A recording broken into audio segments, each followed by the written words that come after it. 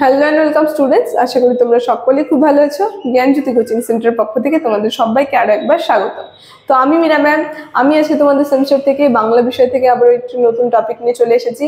আজকে আমি যেটি নিয়ে আলোচনা করব সেটা হচ্ছে তোমাদের অলংকার কাকে বলে। ঠিক আছে, এর সংজ্ঞা এবং এর উদাহরণ সহ কিন্তু আমি বিস্তারিতভাবে আলোচনা করব, শ্রেণী বিভাগ নিয়েও আলোচনা করব। আলোচনাটি শুরু করার পূর্বে তোমাদের ছোট্ট করে একটা ইনফরমেশন দিয়ে রাখি। দেখো, বোর্ডের কর্নারে তোমরা দুটো নাম্বার দেখতে পাচ্ছ। এটা হচ্ছে আমাদের Gyanjyoti coaching centre official helpline number.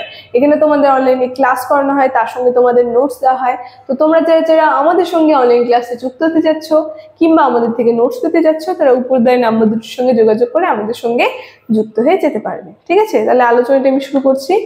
প্রথমেই বলেছি আজকে অলংকার কাকে বলে এর সংজ্ঞা নিয়ে আলোচনা করব। উদাহরণ আমি বলবো, তার সঙ্গে শ্রেণীবিভাগও কিন্তু আমি বলবো এবং বুঝিয়ে দেবো। ঠিক আছে, দেখো এখানে আমি সংজ্ঞাটা এক লাইনে লিখেছি। সংজ্ঞাটা বলার আগে তোমাদেরকে বোঝাই যে অলংকার জিনিসটা আসলে কি। অলংকার বলতে আমরা কি বুঝি, যেরকম নারী, একটি নারী কি হয়, তাদের দেহের যে সৌন্দর্য, দেহের সৌন্দর্য বৃদ্ধি করার জন্য বিভিন্ন অলংকার পরে, যেমন কানে, নাকের দুল, চুড়ি, এই সমস্ত পরে তাদের যাতে দেহ বা রূপের সৌন্দর্য বৃদ্ধি পায়। ঠিক আছে, তো তদ্রূপ সেরকমই আমরা যদি বাংলা কাব্য চলে যাই, বাংলা কাব্যের মধ্যে যে সমস্ত উপাদান বাংলা কাব্যের সৌন্দর্য সৃষ্টি করে, ঠিক আছে, বাংলা কাব্যের সৌন্দর্য সৃষ্টি করে এবং পাঠককে রস প্রদান করে, ঠিক আছে, আনন্দ রস প্রদান করে, সেটাই কিন্তু অলংকার। ঠিক আছে, দেখো এখানে সংজ্ঞাতে আমি লিখেছি তদ্রূপই এক লাইনে, কাব্যের দেহে যে সমস্ত উপাদান কাব্যের কি করে, সৌন্দর্য সৃষ্টি করে। ঠিক আছে, কাব্যের সৌন্দর্য সৃষ্টি করে। আবার বলছি, কাব্যের দেহের যে সমস্ত উপাদান, সংজ্ঞা তোমরা লিখবে, কাব্যের দেহের যে সমস্ত উপাদান কাব্যের সৌন্দর্য সৃষ্টি করে ও পাঠককে রসের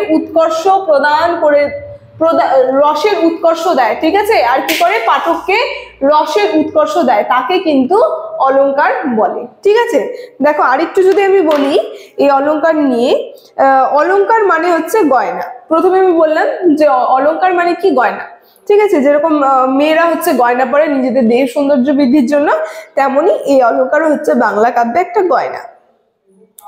বলেছে যা অলং ভূষিত করে তাই অলংকার। ঠিক আছে, যা অলংকে ভূষিত করে তাই কি অলংকার। অর্থাৎ অলংকার হলো সেই জিনিস যা অন্য কোনো জিনিসকে ভূষিত করে এবং সুন্দর করে আকর্ষণীয় করে তোলে এবং নয়ন লোভন করে, ঠিক সেই অলংকারের মতো। ঠিক আছে, গয়নার মতো। যেমন যে মেয়েটি, আমি প্রথমে উদাহরণ দিয়েছি, যে প্রথমে বলেছি সেটাই বলেছে এখানে, যে মেয়েটি আমাদের সামনে বসে আছে সাধারণ শাড়ি পরে, ওকে এরকম দেখাচ্ছে, সাধারণই দেখাচ্ছে, কিন্তু বিবাহ উৎসবে যখন হার, দুল বা মালা, ঠিক আছে, সিঁথিতে সিঁদুর, গয়না পরে ঝলমল পোশাক পরে সুগন্ধি মেখে সামনে এসে দাঁড়ায়, তখন সেই সাধারণ মেয়েটিকেও ভারী সুন্দর দেখাবে। তাহলে এটাই তো অলংকার, পরলে পরে সাধারণ মানুষকে সুন্দর দেখায়। মানে একটা বিবাহে যে মানুষ একজন যদি শাড়ি পরে থাকে, ঠিক আছে, তাকে সাধারণ দেখায়, কিন্তু বিবাহ অনুষ্ঠানে আমরা দেখবো কন্যাকে যখন যে কন্যা থাকে আর কি, যার বিবাহ হয়, তাকে যখন শাড়ি টাড়ি পরে সুন্দর করে চুড়ি পরে, মালা পরে, গয়না পরিয়ে সাজিয়ে দেয়, তাকে কিন্তু একদম অন্যরকম লাগে, তাকে কিন্তু আরো সুন্দর লাগে, সেই সাধারণ মেয়েটাকে কিন্তু বেশি সুন্দর লাগে। তো সেটাই হচ্ছে অলংকার। ঠিক আছে, তো তাই সৌন্দর্য আমাদের আকর্ষণ করে, ঠিকই বলেছেন। যেমন বনিতার মুখ মনমোহন হলেও বিনা অলংকারে তার দীপ্তি পায় না। ঠিক আছে, মুখ মনমোহন হয়, তাও তা কিন্তু বিনা অলংকারে কিন্তু দীপ্তি পাবে না। যেমন সাধারণ কথাকে অলংকার পড়লে তাও সুন্দর হয়ে ওঠে, সাধারণ কাব্যকে অলংকার সাজালে তাও সুন্দর হয়। ঠিক আছে, যদি আমরা দেখি যে সাধারণ কথাকে অলংকার পড়ায়, একটা সাধারণ কোনো কথাকে যদি অলংকার পড়ানো হয়, সেটা কি হয়, আরো বেশি সুন্দর হয়ে ওঠে, মধুর হয়ে ওঠে। তেমনি অলংকারকে সাজালেও তা সুন্দর হয়। ঠিক আছে, মানুষের অলংকারের নানা নাম রয়েছে, হার, দুল, চুড়ি প্রভৃতি, তেমনি কাব্যেরও অলংকারের বিভিন্ন নাম রয়েছে। ঠিক আছে, এগুলো তোমরা লিখে নেবে। কাব্যের যে অলংকারগুলির নাম, সেটা হচ্ছে অনুপ্রাস, উপমা, শ্লেষ, যমক, বক্রোক্তি, রূপক প্রভৃতি, এই সমস্ত কিন্তু কাব্যের অলংকার। এই যে অলংকার, এগুলো অলংকারগুলির নাম। ঠিক আছে, আবার বলছে অনুপ্রাস, উপমা, শ্লেষ, যমক, বক্রোক্তি, আরো প্রভৃতি বিভিন্ন ধরনের রয়েছে।